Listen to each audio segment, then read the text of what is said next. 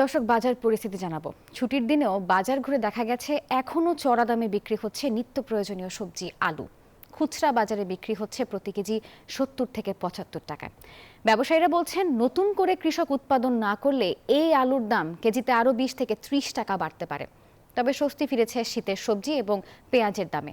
Broiler মুরগির দাম অপরিবর্তিত থাকলেও কেজিতে 10 থেকে 15 টাকা করে বেড়েছে সোনালী মুরগির দাম।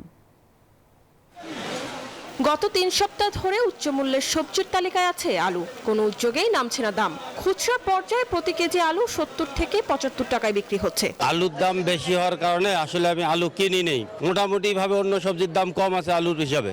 আলুর দামটা অ্যাটলিস্ট কমানো উচিত। সবকিছুর দামই অনেক বেশি, এক্সেস বেশি অনেক। ব্যবসায়ীরা বলছেন, মজুত করা আলু দিয়ে ক্রেতার চাহিদা পূরণ করা যাচ্ছে না, রয়েছে আমদানিতেও ঘাটতি।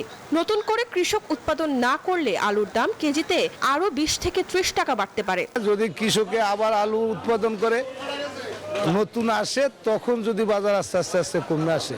এখন কমার কোনো সম্ভাবনা নাই। আলু 100 টাকা কেজি হইতে পারে।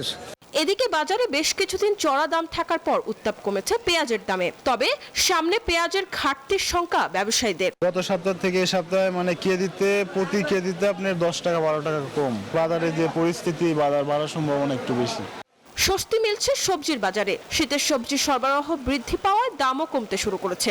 কেজিতে প্রায় অর্ধেক দামে বিক্রি হচ্ছে শিম, বাঁধাকপি, ফুলকপি সহ অন্যান্য শাকসবজি। রেগুলার জিনিসের যদি দাম বৃদ্ধি পায় তা আমাদের ভোক্তাদের ক্ষতি না। 100 টাকা সিম, 60 টাকা মূলা। শীতের সবজি প্রচুর পরিমাণ দাম কমে গেছে, সব সবজির দামে কমছে। ব্রয়লার মুরগির দাম অপরিবর্তিত থাকলেও গত সপ্তাহের তুলনায় কেজিতে 10 থেকে 15 টাকা বেড়েছে সোনালী মুরগির দাম। এছাড়া ফার্মের মুরগির ডিমের দামও অপরিবর্তিত আছে। মরিয়ম আজিজ, মরিন, নিউজ 24, ঢাকা।